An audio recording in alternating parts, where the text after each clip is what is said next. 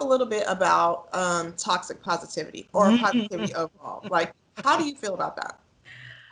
Um, I think that hopefully I can say this succinctly. I think that I think that toxicity has its roles and it has its place. Like for us that are really um empathetic Sensitives. and sensitive, um we carry a lot, but it's for our betterment. Simply because if we didn't have those situations, we would not be able to continue to be sensitive and sympathetic to others because we would think that everything was hunky dory. And that's not real life.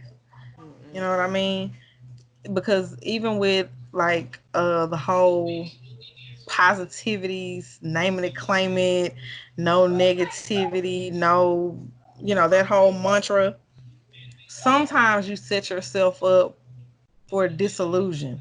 You Yeah. know what I mean? Because I don't care how positive you are, you're going to encounter challenges. And to not water it down, you're gonna have shitty days. Yeah. And that's just life.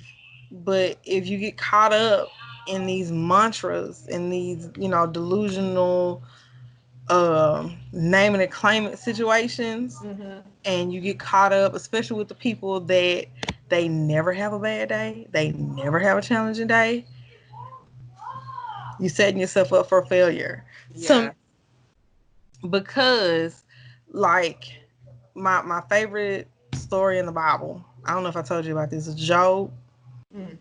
And simply because I relate so much, and I had an enlightening thing about the story, and I've been reading the story since I was a little girl. Okay. And I guess because I started as a little girl, Mm-hmm. it just stayed in my head, the story from a little girl's perspective. It's Oh. like, okay, Job lost everything, but he got it right back. Yeah. Right. Until I looked back on my own life and realized I have become Job. You Yeah. know what I'm saying? I lost my first son, and then I gained four other children because when Job got his stuff back, everything doubled. Yeah. You know what I'm saying? Yeah. In my head, it was like, oh, he got it all back. It just all mysterious, like miraculously appeared as it was. Mm-hmm. Don't laugh. Like 1 minute it's all gone, and then I dream of Genie, and bing, it's all back and doubled. Right. That's what I thought. Oh. Until one day, I just happened to be looking at my babies, and I'm like, I have four babies from the loss of one. Mm-hmm. And it wasn't instantaneous. I was like, duh, Virginia. Like, it's Takes like the light time. bulb went off. But that faith Right. that it's gonna come back to you, you know? But it was literally that light bulb thing. Yeah. People have to get away from time frames. Mm. Like to a certain extent, a time frame is cool, for immediate goals. You Yeah. know what I mean? And still be careful with that. Right. Because you can say, oh, in 5 minutes I'm gonna go do such and such and such. You don't know what's gonna happen in 5 minutes. Shit, over here, a lot. So you probably not gonna reach the goal that you're trying to hit. Hello. That's why I was like, you have to be careful with that. But, just looking back at it, it's like, I lost my son and then I was blessed with four more. And no, it wasn't instantaneous. It wasn't overnight, but each one was right on time.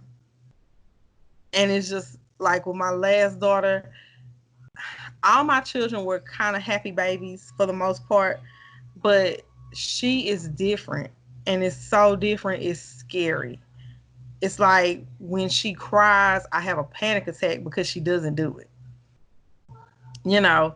And so she always smiling. She's always like, just grab your face, kissy, kissy, just, she's, it's just, I'm thankful because, I had such a loss.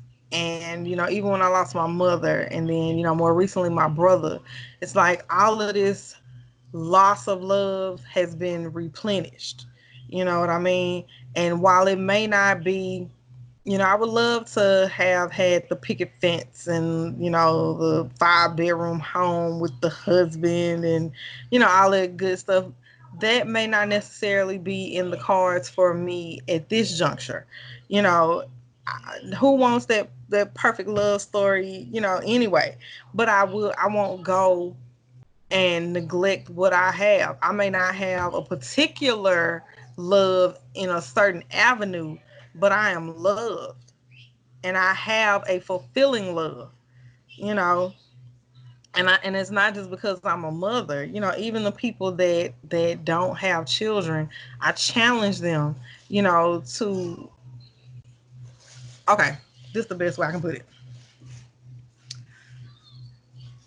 I was adopted, and I may have always felt like, or like right now, how I don't have my mother. It's like I tell people, I don't have my mother, but I do have a love. You know what I mean? And so you can't allow yourself to focus on what you don't have when you should put that energy into what you do have. So if you have a mother and she's trying, and while no relationship is perfect, but if she's trying, if she meets you halfway, love on your mother. You know what I mean? Scream in private, vent if you need to. You know what I'm saying? Because everybody's mama has pissed them off. That's what they do. Mamas do it.